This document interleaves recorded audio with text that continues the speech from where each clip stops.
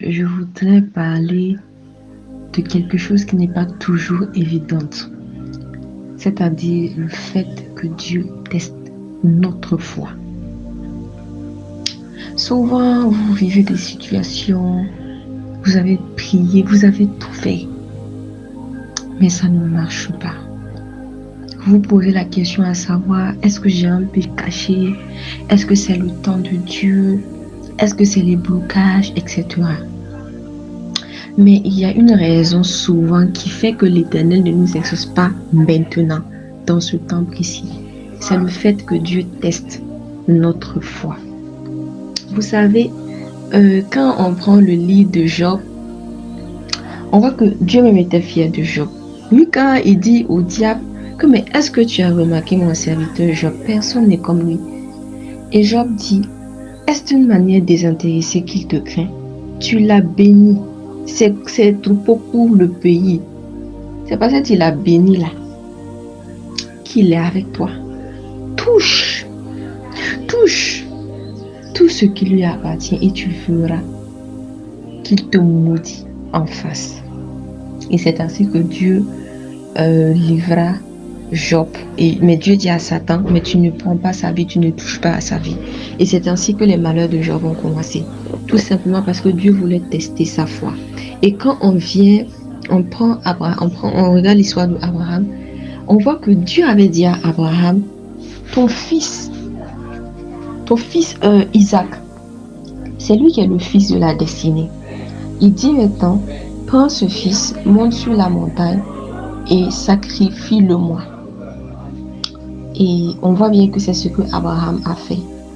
Abraham est parti, il a pris son fils pour aller sacrifier à l'Éternel. Et le fils là, c'était pas un bébé, c'était pas un enfant, c'était déjà un jeune homme qui pouvait empêcher son papa de le tuer. Mais lui aussi il se couche et puis il donne son coup. Les deux savaient que Dieu ne peut pas dire deux paroles différentes sur une même situation. Isaac ne peut pas être l'enfant de la destinée et on va le tuer alors qu'il n'a même pas d'enfant encore. C'est pas possible. Comment tu peux dire de tuer l'enfant de la destinée? L'enfant par lequel j'aurai une postérité. Ça veut dire que tu me testes simplement.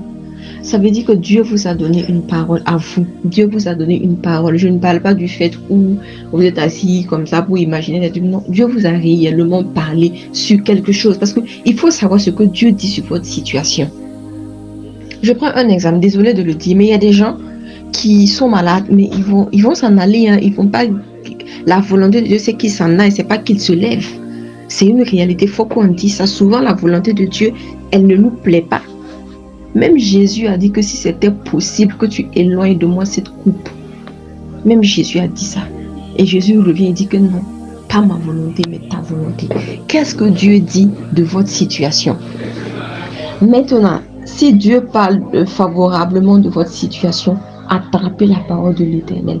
Si Dieu dit que ce travail-là, vous l'aurez, je ne sais pas, que vous allez guérir, que telle personne est votre conjoint ou conjointe, que vous allez avoir ça, que voilà ce qui va se passer. Si Dieu vous a réellement parlé et que Dieu, vous êtes sûr que c'est Dieu, vous avez discerné, vous avez vu que c'est Dieu qui vous a parlé, quel que soit ce qui va se passer sur cette terre, ne laissez pas les circonstances. Satan ne va jamais se présenter à vous avec les deux corps. C'est pas possible. Vous allez voir bien que c'est Satan.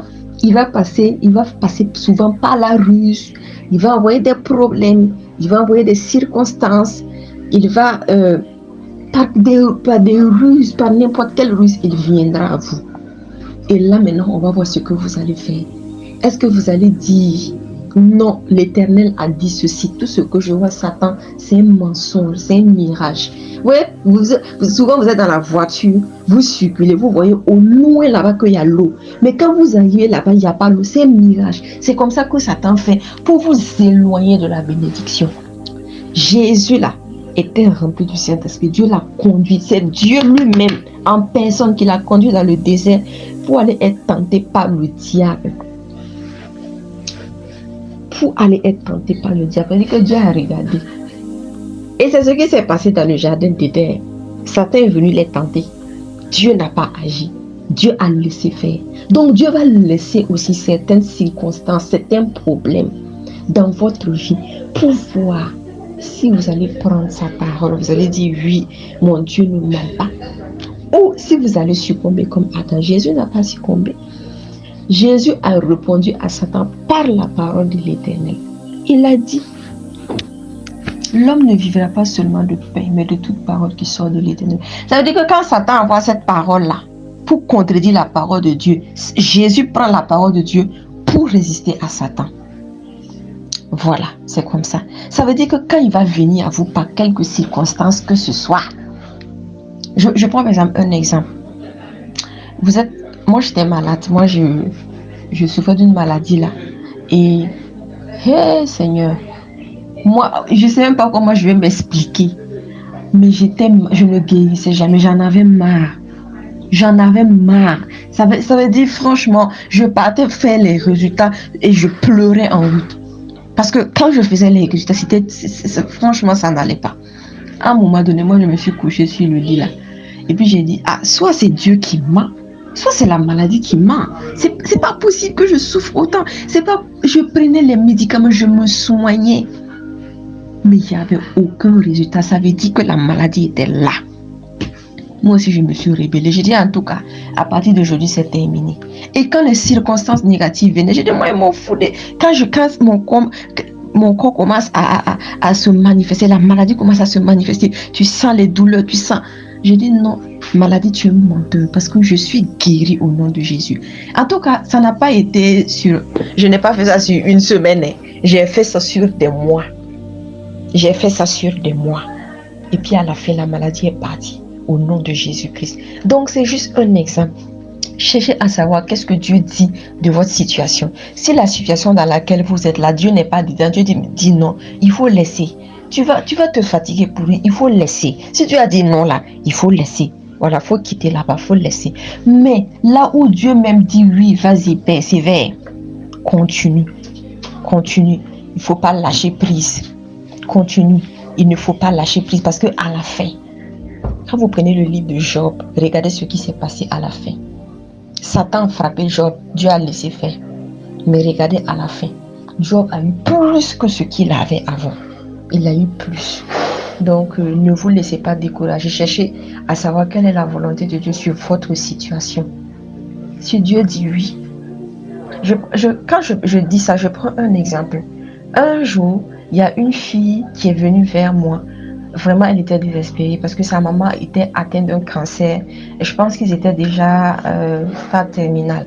Et elle voulait vraiment qu'on prie. Vraiment, elle n'était même pas chrétienne. Elle n'était même pas chrétienne, mais tellement le désespoir. Et moi, je l'ai envoyée. On est parti pour prier. Mais là où on est parti pour prier, nous, on était là. Et moi, j'étais avec elle. Que Dieu fasse que la maman se relève. Mais celle qui était en face de nous, qui nous a reçus à la tour de prière, elle insistait sur le fait que la maman donne sa vie à Jésus. Elle savait dire que quand tu l'écoutais, c'est comme si un peu la maman allait partir. C'est comme si elle va plus se lever. Mais au moins qu'elle donne sa vie à Jésus pour voir Dieu. C'est ce qu'elle... Et moi, quand elle faisait ça, j'ai dit, hey, nous on est venus, la fille, elle est désespérée.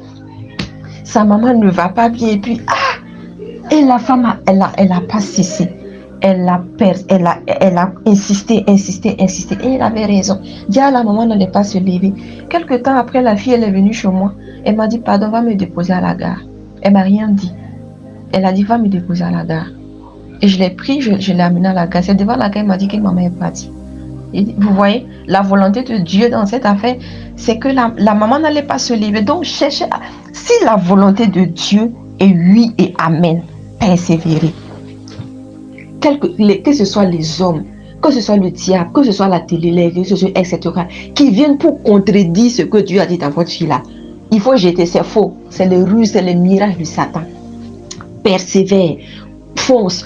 Regarde les circonstances et dis, vous êtes des menteurs. Vous êtes des menteurs parce que l'Éternel m'a exaucé. Je suis comme ça, je ne regarde pas. Si vous êtes malade, je suis guéri au nom de Jésus. Je ne regarde vous les symptômes, vous êtes des menteurs. Si c'est l'argent, dites que je suis riche. Le Seigneur m'a rendu riche. Si c'est le travail, dites que j'ai ce travail-là ou bien j'ai cette promotion-là. Je ne regarde pas aux circonstances négatives. Vous êtes des menteurs. Et je persévère, je marche sur vous et je persévère. Continuez ainsi jusqu'à ce que vous verrez les choses se manifester. Maintenant, toutes les personnes qui veulent donner leur vie à Jésus-Christ, voilà, donnez votre vie à Jésus-Christ. C'est la chose la plus importante que vous avez à faire sur terre. Vous pouvez ne pas être riche, vous pouvez ne pas, je sais pas, avoir tous les problèmes du monde, mais sachez que la vie sur terre, là, elle est limitée. Il y a une éternité après. Où est-ce que vous allez passer votre éternité? Si vous voulez voir Dieu, alors donnez votre vie à Jésus-Christ parce qu'il est le seul à avoir pris vos péchés. Vous ne pouvez pas vous présenter devant Dieu tel que vous êtes avec vos péchés. Il vous faut un avocat. Et c'est Jésus qui a pris vos péchés. Donc, si vous voulez donner votre vie à Jésus, répétez tout simplement après moi. Jésus-Christ, j'ai entendu ta parole ce matin. Je décide de te donner ma vie. Je t'accepte comme Seigneur et Sauveur personnel. Je crois que tu es mort pour moi et que Dieu t'a ressuscité. Je te donne ma vie. Écris mon nom dans le livre de vie. Je suis né de nouveau. Je suis maintenant un enfant de Dieu. Amen.